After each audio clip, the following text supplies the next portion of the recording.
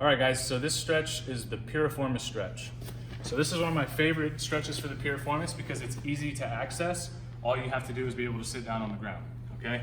So to start, you're going to bring your leg in as close to the hip as possible, all right? From here, this other leg is going to wrap around and kind of lock in on the top of that quad, okay?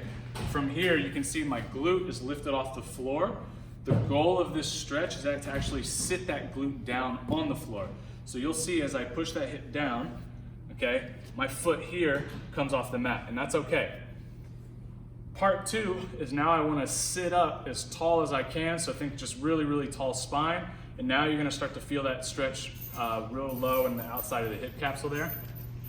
You almost want to think about drawing your belly button in towards the inside of your thigh and your adductors. Sit up nice and tall.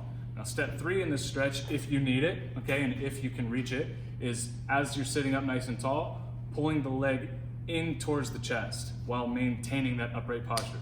So you don't want to round over. If you hunch over, you're going to lose the entire purpose of the stretch, and you're not even going to really feel it in the hip. So remember to sit up nice and tall, and again, think about rotating that glute down towards the floor. At first, you might get a stretch and you won't even be able to get the glute to the floor. That's okay. You just want to practice kind of rotating and really pushing that glute down to the floor and pulling that hip in. That's what's really going to get back in that hip capsule. Again, as you get more flexible, the foot can come in, the hip can go down, and you can pull it in more tight. You know, if you're super inflexible, you might be way out here at first. It's going to depend on your anatomy and where your flexibility is currently. That is the Piriformis Stretch.